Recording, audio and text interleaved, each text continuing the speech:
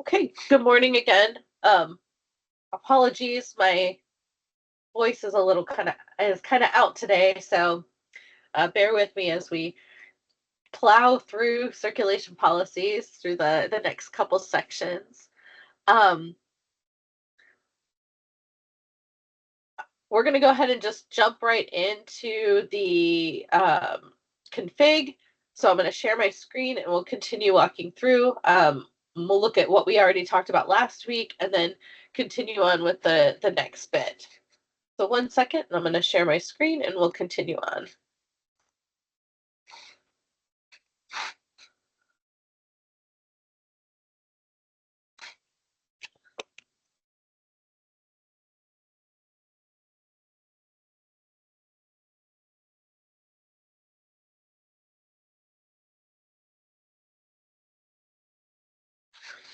Okay, I have pulled up the service config screen.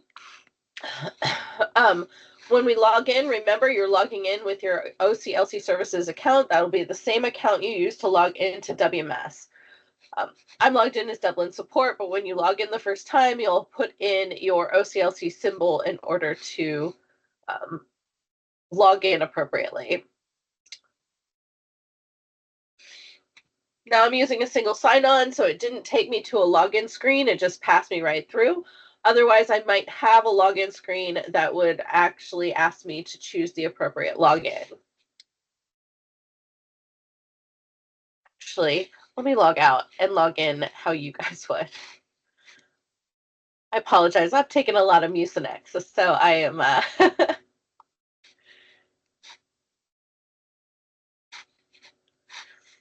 Okay, so I'll put my OCLC symbol in. Oops, I'm going to put in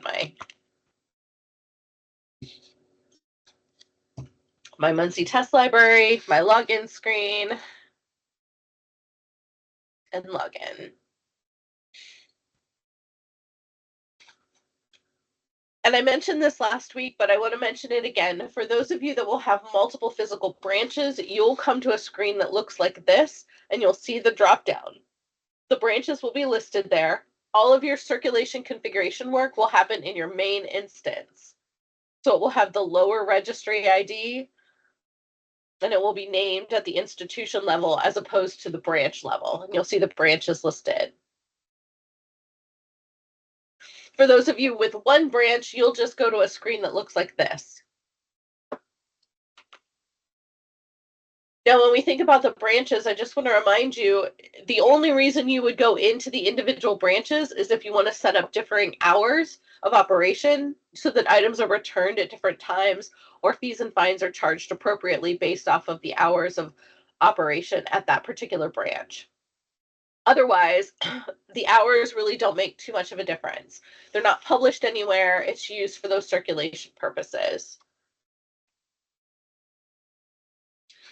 Again, access to any of these module areas on the left-hand side are based off of roles assigned to your account. We're working in circulation, so you need the admin role for circulation in order to access this particular area. So if you have staff members that somehow log into service config and they don't have admin level credentials, you don't have to worry about them making changes to the config because they won't see any of this navigational pane. We talked about patron type policies, so limits that we can put against our patrons that would allow for blocks if they've exceeded those limits or met those limits. Our collection type policies are based off of your shelving and branch locations, so you can identify availability, allow for holds, or for in processing statuses. Our notification section that we went through allows you to set up notices for overdues, for billing, for room scheduling if you end up using that module, for memberships, for recalls, and so forth. We talked about billing, which allows you to identify why you may bill someone, whether it's for a policy or if it's a manual bill that's created, and how to set up those bill structures. So if you do charge for recurring fees for items that are overdue, we would set that up here. If you charge a processing fee for items that have not been returned and you're going to charge the processing fee plus the replacement, that can be managed here as well. as well as some defaults for replacement costs that may not be included in your item records or LHRs. And that's where we left off as of last week. So we're going to pick up here with the loans, and I want to talk about the loans and how all of that can be thought of, because it may work differently for how you're using it in Sierra. So we may have to think creatively in some cases, and some may be simplified moving over. The loan section allows us to deal with 3 different types of policies. We have limits for loans, we have the loan policies themselves, and then how we're going to deal with items that are long overdue, haven't been returned, and we want to charge replacements. The first set of policies are the loan limits. So this allows us to limit how many items can be checked out at one time based off of the patron type, or even based off of the location. So you may just have a standard limit for your community users that they can check out 5 items at a time and no more. So we would be able to set that policy and identify, oh, well, my community users can only check out 10 items and they can have 1 renewal. It doesn't matter what location. If there are locations they're not allowed to circulate from, we handle that with the loans. This is just how many items can be checked out at one time. So your community users are most likely not going to be able to circulate reserves. So we would deal with that in a different area. This is just how many items they can check out at a time, given that they can circulate from a specific area. But we can also identify this based off of location. So maybe DVDs or your reserve locations have differing limits to them. You may only allow for 2 items from a reserve location to circulate at a time, or maybe 1 or 2 or 3 items from your equipment locations that can circulate at a time.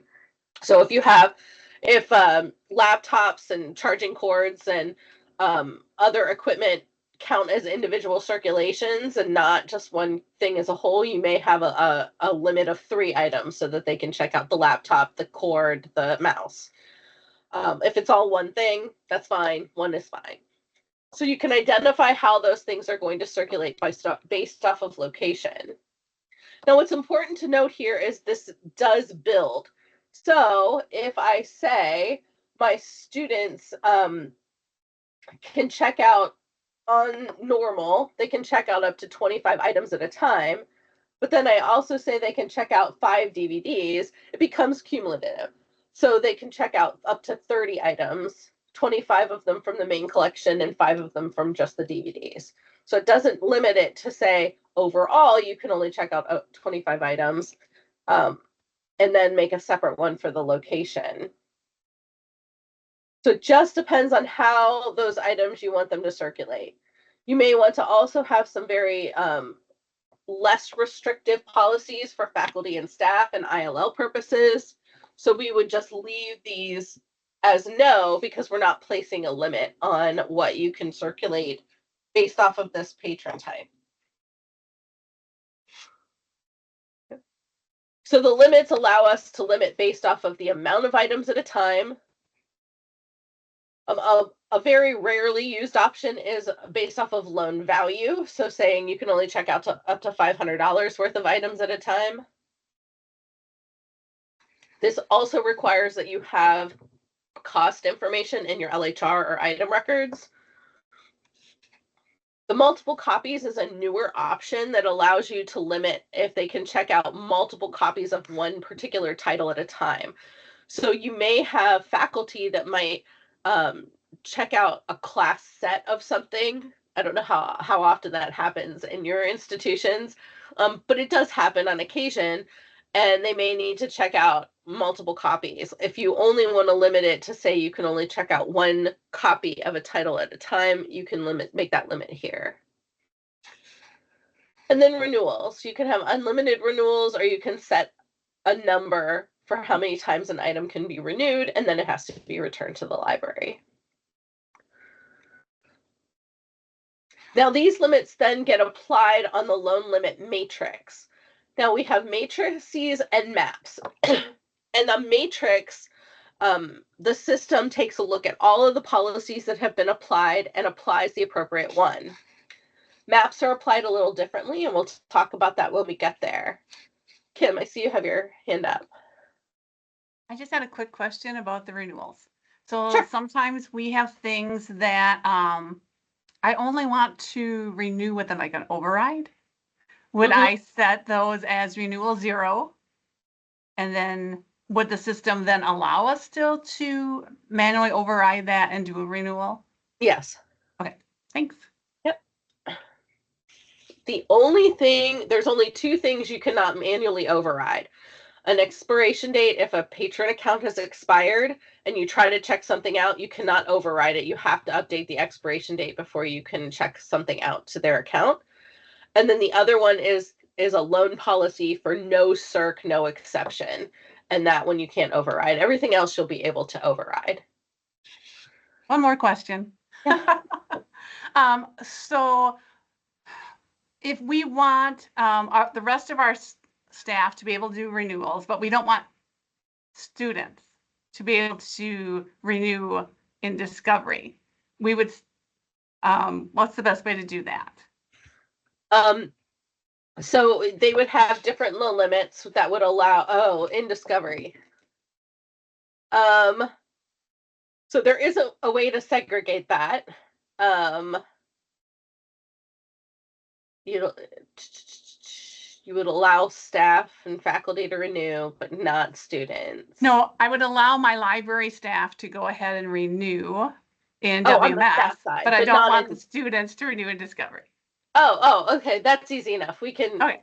we can allow for staff to be able to do it. So excuse me, we would set it up as no renewals, but then staff would be able to override it in the back end.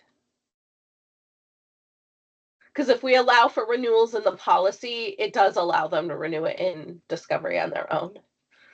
Perfect. Thanks. Sure thing. And then for the loan limit matrix, then this is where we apply those different, I've been cleaning up my test instance. So I have some red from some things that I did not fix.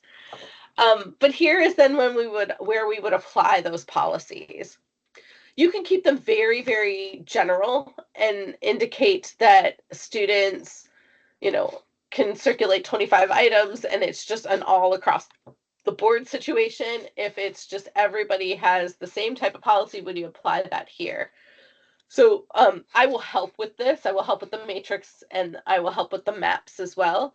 But this will allow us to apply those policies. So we can see that my alumni patron type for all locations at the Muncie Library, they can check out up to whatever the 4-hour reserve policy is. So they can check out only probably 2 items at a time for every location. And we can set a few by location, and we can then have a general that says, okay, these 2 locations, they have a special loan limits, but then everything else they can check out as much as they want all the time, every time. So this takes a holistic view of what the policies are that have been set and then applies the appropriate one.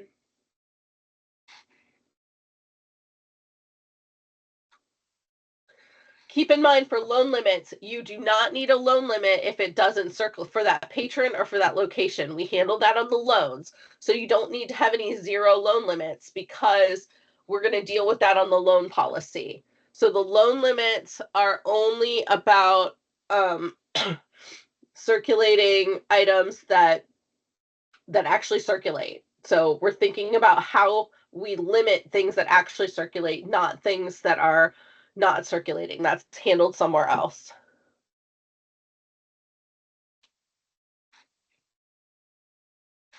Now for loan policies, you can create a whole bunch of loan policies for a variety of reasons. We're going to take a look at my standard loan policy and then we'll work back from there. But for loan policies, we're able to, of course, set a name for the policy. I tend to recommend that in the policy name, you say what the time period is and what's happening with it. So if we look back to the loan policies here that we have, you'll see 1 day, 2 hour, 24-hour, 7-day.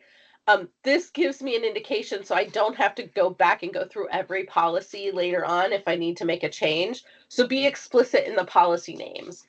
So here I have a 1-day loan and a 1-day loan, no fines. So 1-day loan is this is for students and this is for faculty who I don't charge fees and fines to. This also applies for those of you that ask questions about notifications. If you have differing notices for faculty than you have for students, you would have two policies, one policy for students with the appropriate notice and one for faculty with the appropriate notice.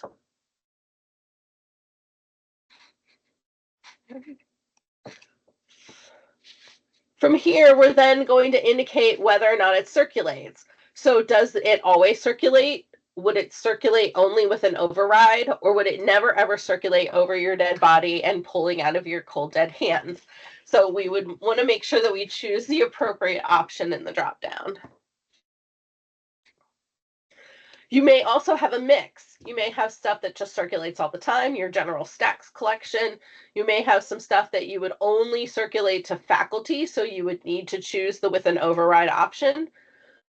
And then you would have stuff that just doesn't leave for whatever reason. We'll set our, yeah, Catherine. Hi, I couldn't remember from the previous session, if we were loaning out study rooms, would be this the one that we would say, would this be where we'd put study rooms in, or is that an entirely different module? It depends on how you want to do it. If you check it out at circulation, you can create a policy for it.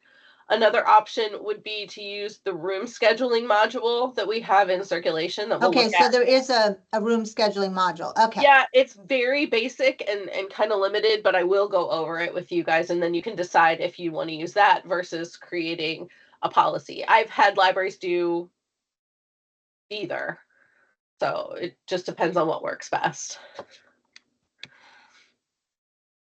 So then you'll select the loan period. So how long is that item going to circulate? And we can do that in minutes, hours, days, weeks, and months.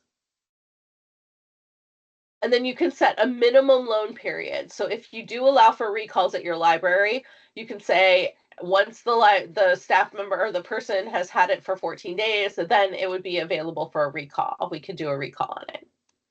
Personally, I don't love recalls. It's a first come, first serve situation. I checked it out. I want it for 28 days. If you put a hold on it, it will stop any renewals. So then it will have to be returned after that 28 days and the next person can get it. Yeah, Kim. So we use auto renew at our college. Do I understand it correctly that the recall notices are related to the auto renew? Not necessarily. Oh, we'll talk more about that as we go through. So if there's a recall, auto renew would be paused, and then the user would get a notice that says, "Hey, this item's been recalled. You need to bring it back early."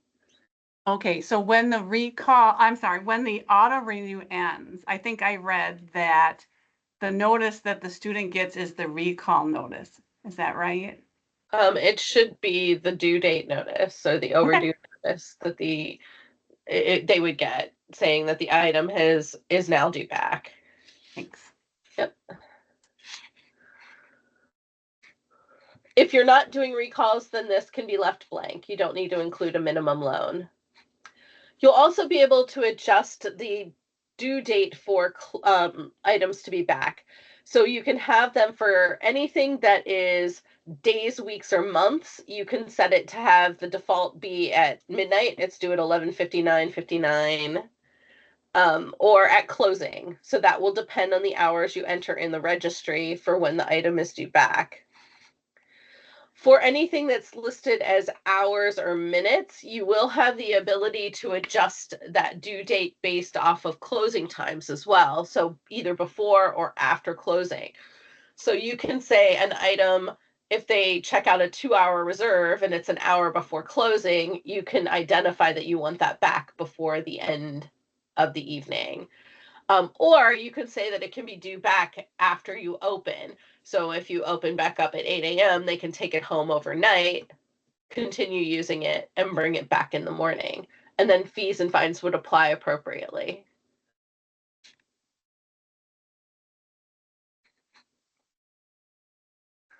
You'll also be able to include close days in the loan period. So if you want to not count those as part of the loan period, so if you're always closed on Sundays, it would skip Sunday as part of that consideration. You can also set loans based off of dates. So I can do either one or the other, or I can do a combination of a time period and a date. So if I just do a term loan and I don't have a regular loan period time set here, I would have to put in all the appropriate dates for the upcoming terms. I can also combine these. So I can do a 28-day loan, but also add, and I think this goes to a question Catherine had last week about,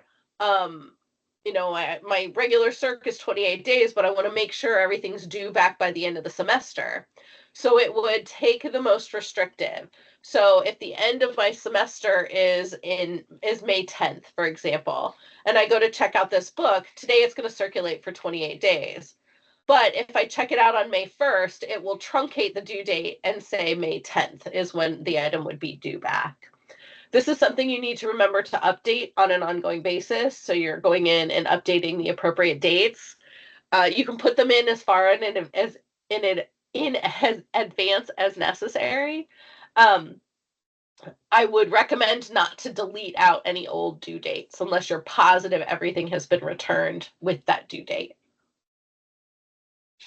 So I would just come in here, hit the plus sign, give it a new date. Can I just ask for clarification there? So for the fixed due dates, you leave those current dates in if there's things that are still checked out. Yeah. So what do libraries typically go in and like clean those up, or how long do you need to leave those dates in there? I mean, you can go back and check to see if there are some reports that would allow you to check to see. I mean, I just leave them. It doesn't hurt anything. Okay, so if someone has like they change it quarterly or something, it's okay if those accumulate. Yeah. There's not like a limit to how many you can have in there. Not as far as I know. I've never been told there was a limit. I've always been told that you have to keep them in there. Okay, that's good to know. Thanks. Yeah.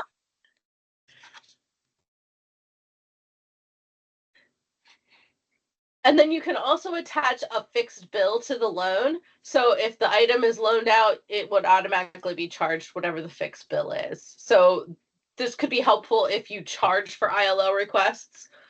So as soon as the item's checked out, they get a charge on their account, letting them know that they have that fixed bill. So if you charge $10 every time for an ILL, that would appear on their account. The next section is for renewals. Yeah, Catherine. So just to clarify, let's say that it's right before the summer break, but someone says, yes, I will be coming back in the fall and I'd like to read this book over the summer, so we can override it at the desk. And then the other thing is if we do have a couple of semester books that never got returned. So if that happened while we were in with OCLC, we would just leave those books there even as new semesters happen until we finally declare them lost. The system will, and we'll see this in the next set of policies, but the system will automatically convert it to long overdue. Okay. The system doesn't ever make anything lost or missing. That is a manual action taken by staff. But it will transition it to what we consider long overdue, that they've been charged for the replacement cost of the item, and it's indicated on their account. Okay, thank you. I promise you, I sound worse than I feel. So the renewal periods, you can indicate a time period for renewals. Excuse me 1 second.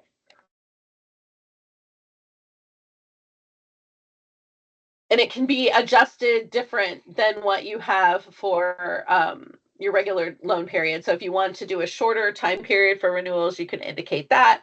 And it can be based off of minutes, hours, days, weeks, or months. And then you can also set up auto renewals. So in this case, I can say I want 2 auto renewals, or maybe for faculty, you have no limit. for auto renewals,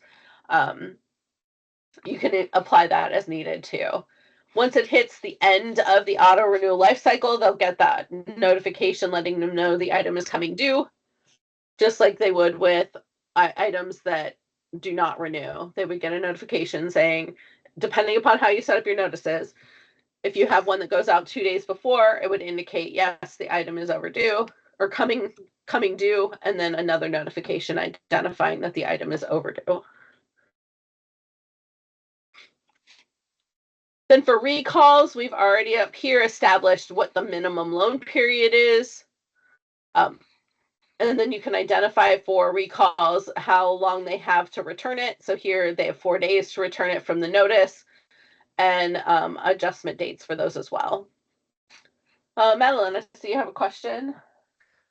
Yeah, so I'm wondering with the auto renews, if an account is expired, would that override that No, renewal? the account's expired. It's done. Okay, No other transactions can happen on that account until the expiration date's been updated. cool, thank you. Yep. I also tend to recommend that if you are going to do recalls, that you do them on your standard loans, not your course reserve loans. If you're only circulating a course reserve item for 2 hours, it's kind of silly to do a recall for something that they've only had an hour and they're bringing back in another hour. So if, everybody can just wait their turn. I'm big on waiting turns. Then this last section is about the overdue section. So how do you want bills to accrue? Do you want them to accrue while you're closed? Yes or no? And then for the regular loan, how do you want to apply the overdue information? So do you want to give them a grace period before fees and fines kick in? Do you want to do a fixed bill when that item becomes overdue? So for a fixed bill with overdues, as soon as it becomes overdue, it would charge that fee. So here is my $5. Automatically, they get a $5 charge and no other fines on their account until it's long overdue and we charge replacement. Or do you have a periodic bill that you want to charge so it accrues fines? And you would be able to choose those from the options you configured in this billing and suspension section. If you do allow for suspensions as opposed to charging fees and fines, that would be applied here. And then the appropriate notification that you're attaching to this loan gets identified. So if you have a course reserve loan period, you would apply the course reserve notification. If you have differing, again, notifications for staff versus students, faculty versus students, those would be applied here. So you would have to have multiple versions of a loan in order to apply the appropriate notification and billing structure. And then for recalls, this also is the same kind of concept. I've given them 4 days to return the recall. This here identifies if we give them a grace period, and then any billing that might be needed for overdues if it's been recalled and they didn't return it in a timely fashion. Now, up above, I added this date. You see that it's highlighted in blue. Anytime I'm in the module and anything is highlighted in blue, it means it hasn't been saved yet. So if I leave out of here, sometimes you come back and it might show up and it's still blue. Most times it's going to be forgotten. But if it's blue, it needs to be saved so that we can utilize the updates.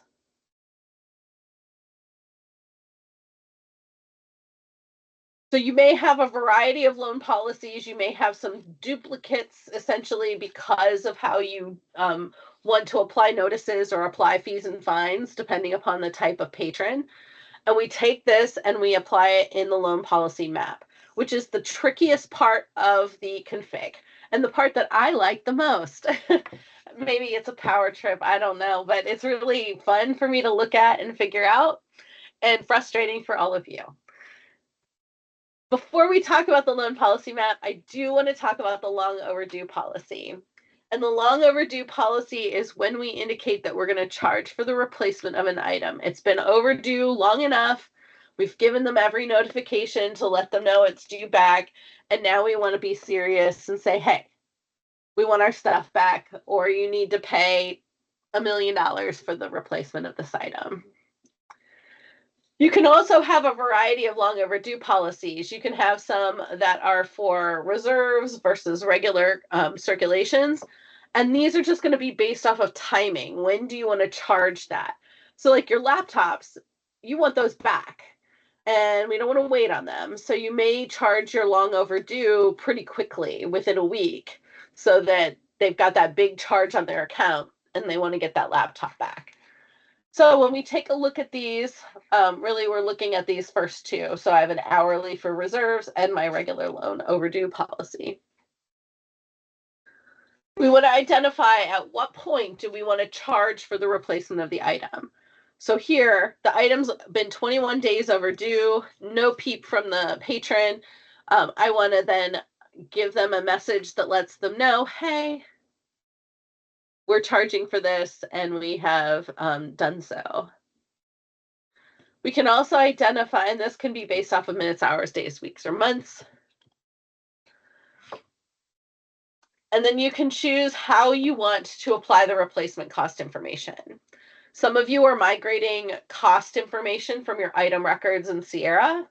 Some of you may not. Some of you may have a mixed bag. Some of your records have replacement cost information. Some of them may not. So we can set a hierarchy. We can identify, first we're going to look at the item record and say, okay, is there cost information in the item record or in the LHR? If yes, that's what we charge. If no, we're going to look at media type. And that goes back to billing and suspension when we saw the replacement cost defaults. So that's this. So if I didn't have a book replacement cost in my item record or my LHR, it would just automatically charge $50 for that replacement. And of course, I can adjust it on the patron account, because if it was a $16 copy, paperback copy of To Kill a Mockingbird, it probably isn't going to cost me $50 to replace.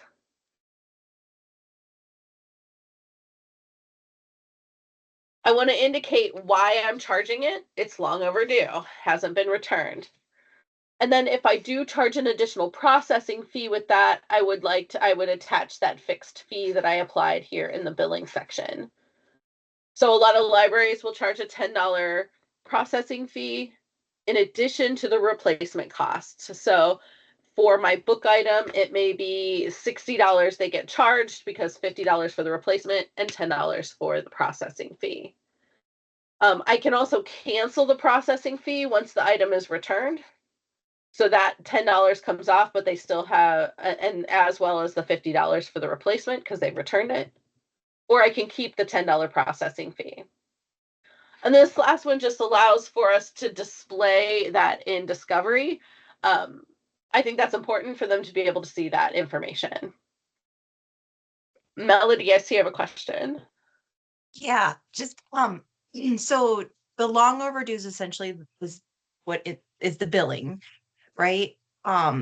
Replacement costs, yes. Yeah. So just because our system is a little weird with how it how you have to put in the numbers or the how many days after. So for this the assesses long overdue fees after 21 days. Is that 21 days after like the last overdue notice went out, after the due date? What is that 21 days? After the due date. After the due date. Okay. Because in our system it's like 21 days after the last notice was sent out. So I just wanted clarification of that. Okay, thank you. No, so this is after the due date. So if the item was due back today on the 18th, 21 days from today, if it has not been returned, I will be charged for the replacement of the item. So you can set this to whatever you need to. Yeah, Kim? So if we have some loan policies we're going to set up that we don't want anyone billed at all, will we just leave the long overdue policy blank, or do we need to make a no bill long overdue policy? you would just leave it blank. You'll see this on the loan policy map. We would just not apply a policy for this if we're not charging replacement for that particular location or that particular patron type. Now, again, you may have multiples of these because they're charged at different times, whereas this is my regular just general stacks. I charge at 21 days, whereas my hourly reserves, I'm going to charge 5 minutes after the item wasn't returned because I want my reserves back.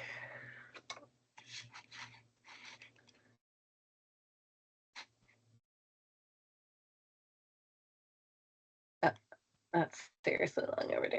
Anyway, so that is applied here. Now we're going to take the loan policy information and the long overdue policy information and apply it on the loan policy map. Now a map is different than a matrix. A matrix looks at all of the policies and applies the right one. The loan policy map is more of a waterfall or a hierarchy of how these are applied. We're going to start with the most restrictive, and once it hits a policy that applies, it's going to apply that policy. So we have to be very thoughtful in how we do this. This is why on the spreadsheet, that first page, the sample library page, or library at a glance, gives me all the information I need to be able to do this appropriately. And if you get to it and you're like, I don't even want to try it, you do not have to. I will create the policy map for you or set it up in the thing. So we're going to set up our most restrictive. I tend to put the ILL policy at the top. So it applies for that virtual location that we'll talk about in a few weeks, and apply the appropriate loan policy for it. Now, if you have different loan policies for ILL based off of patron type, we would have multiple entries here. We then also want to take a look at locations that don't circulate. So my alumni and my community users cannot circulate for my 2-week reserve location. That's my laptops. I don't want them checking them out. So they would have a no circ. And this is no circ with no override.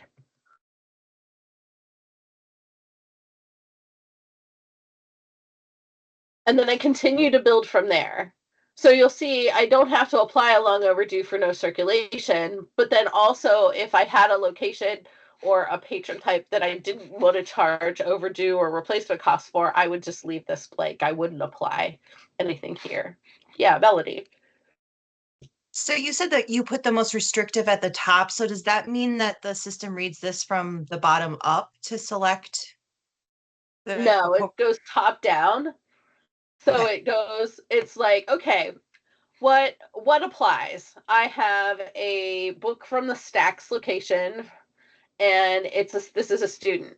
So I'm looking down. I'm like, oh, they're not alumni. Keep going. They're not community user. Keep going. Okay, they fall under R, but it's it's a Stacks location. So keep going. It just keeps going until it hits a policy that would apply, which would be way down here. Okay, well, sorry, I think I just misheard you because you were talking about the ILL and you said put the most restrictive at the top. And so then I thought if we wanted to have a ILL just for staff that was less restrictive or something, we would put it underneath, but we would actually put that on top. Yeah, so if it's for staff, yes, you're right. If it's less restrictive. So for example, I don't know if I have a good example in here. Let's say for reserves, I have one policy for faculty and one policy for everybody else. The faculty policy would be above, and then the policy for everybody else would be below. So if we let faculty check out reserves for their regular circulation time period, that would go above.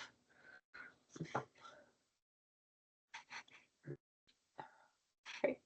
Again, this is tricky. Don't kill yourself on it. The other information you've provided on the spreadsheet will allow me to help you build this, and then we can go from there. So think about your current loans and how you loan things out.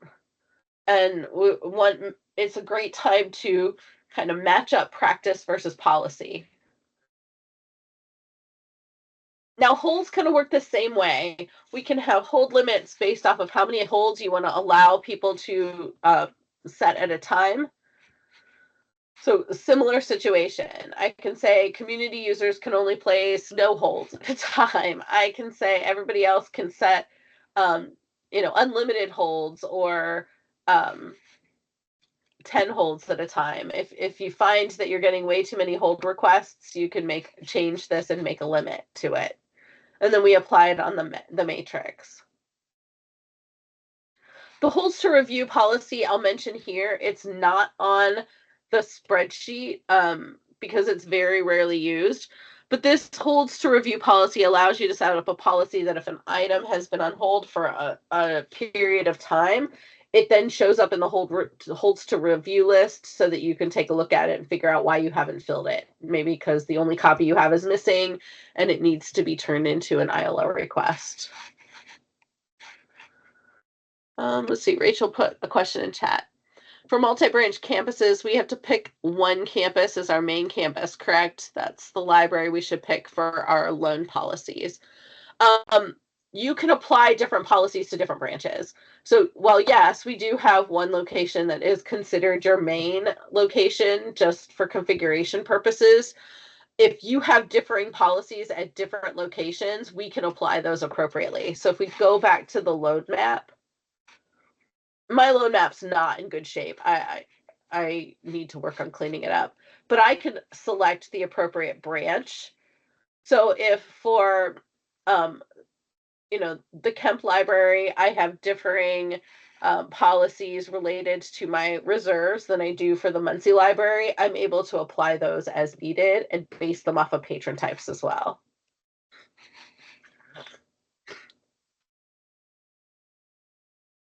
Something that applies to all campuses, it would just be an all across the board. So all. So if everybody, we put all the restrictions up here and then everything else circulates the same for everybody, then we could just do an all across the board at the bottom. And then anything that wasn't stopped up here would then be applied down below by an all policy. Yep.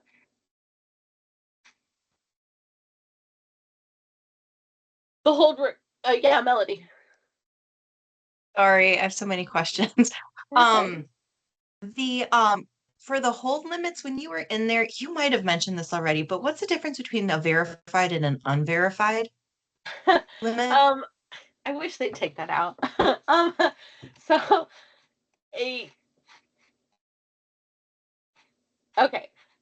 a verified patron and an unverified patron, and we'll see this next week when we start looking at circ workflows. An unverified patron, when you create a patron account, whether you manually create it or it is loaded through a patron file load, they're considered verified unless you uncheck this one box that requires them to come in and show ID. So if you set up the account on the phone, same in the public library, like if you set up the account over the phone, but then they come in and they have to show their ID to show that who they are, then you would just go back in and check the box. By default, they're verified. You've created the account, presumably the person's in front of you, or it came through campus systems in the file load. So unverified just means that you'd still let them do things without being verified. Okay, that makes a lot of sense. Thank you. Sure. The hold request policy, this allows us to identify how long a hold would stay active on a patron account before we say, sorry, we can't fill it. So I tend to recommend that this be at least as long as like your standard loan period, time period, because if you say, if we can't fill it in a week, then sorry about your luck, but somebody has the item checked out for 28 days, it doesn't give the item the opportunity to get returned for you to fill the hold.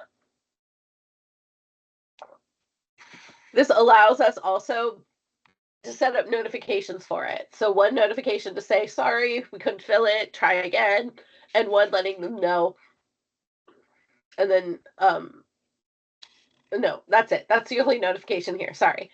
So letting them know that you couldn't fill it in that 3-week time period. Okay.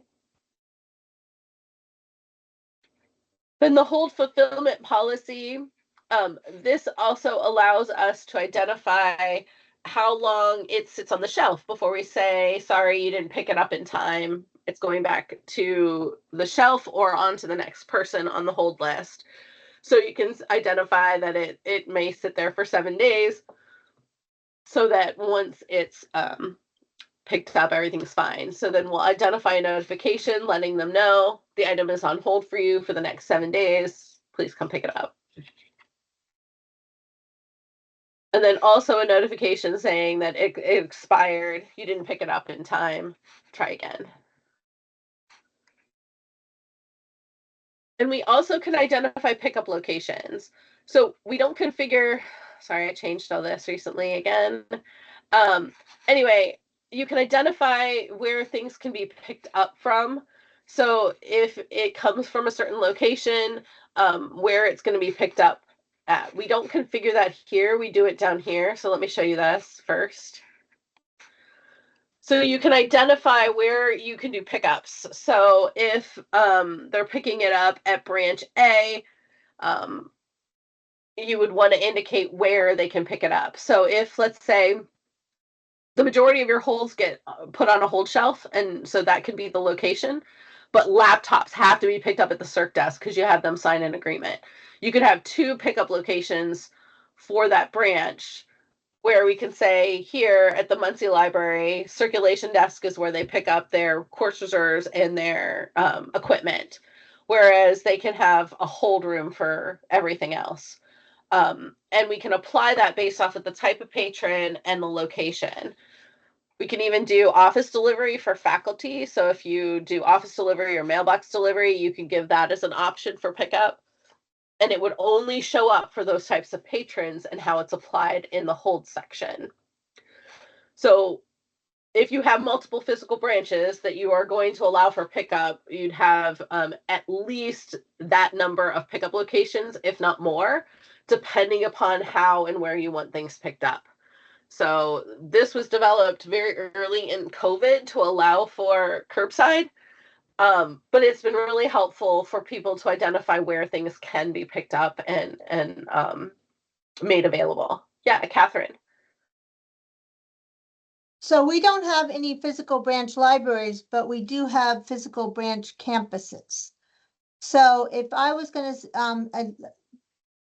I'm wondering, like, if we're sending it to a branch campus, we usually send it to like a receptionist over there.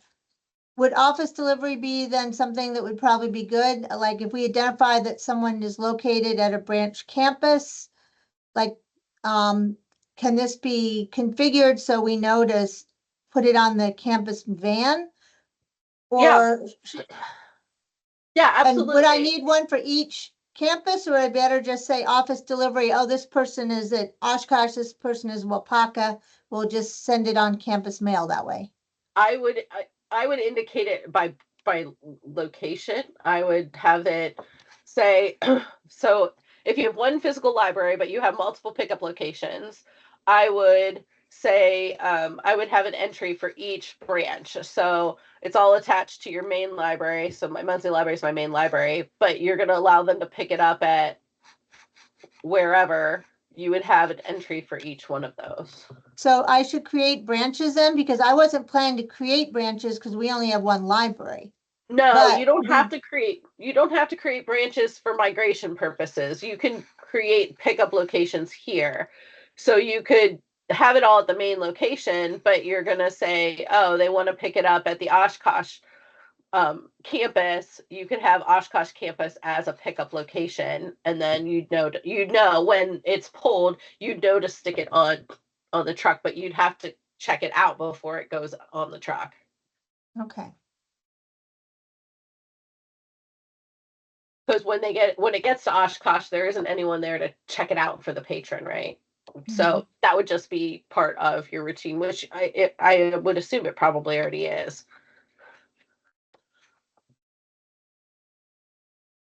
And then we apply them here in the pickup location.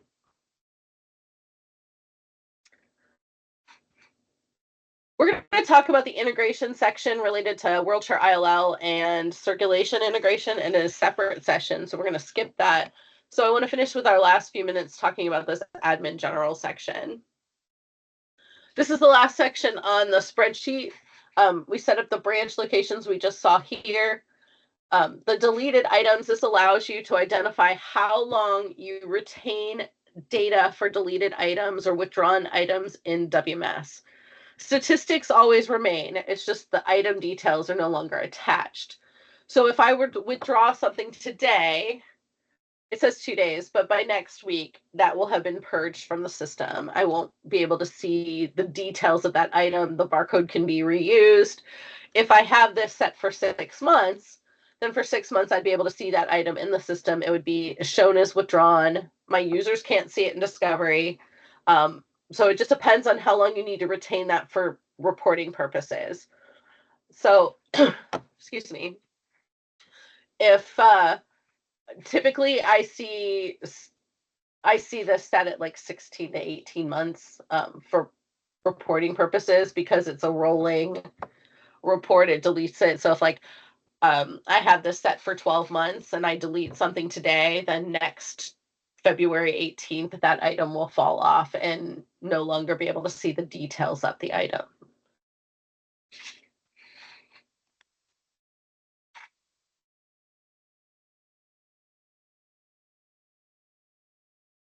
For the display patron information, this allows us to identify if we want patron notes to only show up on the staff side or if you want public notes to show up for them as well. Public notes are hard to see in Discovery, so it's up to you.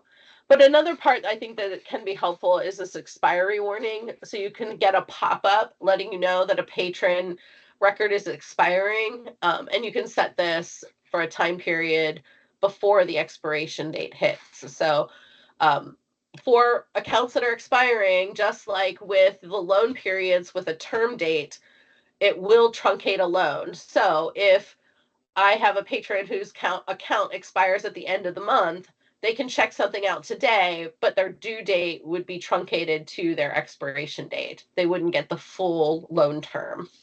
So this just gives you a warning. It could be helpful for community users. It could be annoying if you have short expiration dates for all of your patrons. So some libraries put their expiration dates at the end of every semester for a patron and only update it at the new semester. And so you'd get this pop-up every time. That's a newer feature. Last two sections, the history information, this is something you'll need to think about. You have the ability to retain lists issued to either never for a specific time period up to 60 months or forever. So what this means is that if I checked out a copy of To Kill a Mockingbird and I'm the last person to check it out, you would be able to see that in the system for an ongoing period of time or forever. You'd be able to then go back and say, hey, Beth, we saw that you checked this book out. It had a torn cover, blah, blah, blah. We need to charge for it, whatever. That could be helpful information, or it could only be helpful for a time period because after 5 years, it doesn't really matter who checked that book out last. So it's up to you. Staff transaction history. This allows you to see what transactions a staff performed on a patron account. So again, we can never retain it up to 120 months or forever. So this will have the details of what happened, what the item was, and what staff member took the action. Notification history allows you to track notifications that have been sent out either never or between up to 24 months. So this is just what notices were sent out for what items. So you can go back and say, if Joe comes up and says, I didn't get a notification, this was overdue, you can go say, hey, yeah, and it went to this email address. And if the email address is wrong, we can get it updated and move on. And the last one is patron borrowing history. And this is something that is available in Discovery. And we saw when we talked about Discovery in January, this allows you to turn it on so the patron can turn on the ability to retain their borrowing history up to 5 years so that they can go in and say, oh, yeah, I borrowed this book And it would be helpful for me to be able to use it again. So they don't come to you and say, hey, I checked out a blue book like 2 months ago, and they can't remember the title, and all they can tell you is that it was blue. I don't miss those days at the reference desk. And all of this is then tracked on that spreadsheet. The last section is for override credentials. So you'll be able to create your own override credentials. You can create them for like one for each manager, or you'll be able to create them for like a general one that is shared at the circ desk. If you have admin credentials, you automatically have the ability to override. You don't have to put in credentials for it. If a student worker with lower level roles has something that needs to be override, they would then have to come get someone with the override credentials to allow that override to take place. Yes, Catherine. Just as a refresher, currently we have, we just have a login that says circulation for the front desk so that people don't have to keep logging in and logging out. But in WMS, will each student worker and staff member have to have an individual login? Yes. Or can we have a general one? You can have a general one. I do not recommend it. This is a web-based system. And if you have a general one, you have to make sure that that password is updated on a regular basis as staff cycle in and out. Whereas if it's attached to someone's account and you have transaction history turned on, I can now come in and see, oh, Joe's student was clearing fines for, Mark's student at some party the other night. Not that your students are doing that, but you can track that a little bit better as to what actions are being taken place in the system. This also is important for cataloging and also helpful because we are currently in the process of setting up the ability to have additional types of audit logs. So if they're using a general login, you don't know who did what. But you can. I don't recommend it. It's a web-based system. They can access it anytime, anywhere. Something to think about. Yeah, just sometimes it takes a while to log in, and we might have 4 people all using the front desk at the same time as we all rush around. I guess I'll have to think about it, though. Yeah, With being web-based, it is different than client. Yeah, and some people take my recommendation and some people don't. So it's up to you. It won't hurt my feelings, I promise. All right, we made it through all of the policies, friends. As you begin to think about these and you begin to work on the spreadsheet, keep in mind there's no rush. This is not due tomorrow. This is something we will start talking about in mid-April. I am off the first week of April, so when I come back, then we'll start setting up one-on-one meetings. So you have 2 months-ish, a little less than 2 months to work on this. Plus, as we continue to talk about patron types and what group circulation might look like, if that's a direction you go in, that may add to what we need to do here. So don't get too carried away. Start to outline what your policies are at your institution over the next couple weeks, and then we'll expand on that if necessary. If the committee tomorrow decides that yes, we want to do group circ and we're all in for it. Kim, I appreciate you rescheduling. My daughter was in her first car accident on Sunday. So my car's a little crinkled and I will be dealing with that. And she's fine, but just, she's 17, so she's a little shaken up. So I appreciate you rescheduling for that. I've got a lot of meetings over the next couple days, so I'll be talking with a lot of you one-on-one about your discovery setups. I saw Allison's cat peeking in too. That was a fun little peek. Mine's sitting here next to me mad that I won't let him on the table. And then we'll be back together on Thursday. FYI, I will be coming to you from Texas next week. We will still meet, but I'm only doing your sessions both Tuesday and the Thursday office hours, and then I won't be available a lot those couple days because I'll be traveling to visit some Texas libraries next week. But you can still post questions in Basecamp, and I'll get to them as quickly as I can. And hopefully, whatever this mess is clears up before then. But I appreciate you all hanging in there. And Hans, you and I are on board for this afternoon. So I'll see you in a couple hours. I'm stoked. Yeah, awesome. I love it. And Melody, you and I are up next. You just want to stay here then? Yeah, we can. I'll stop the recording and we can chat. All right. Thanks, folks. Have a great rest of your Tuesday.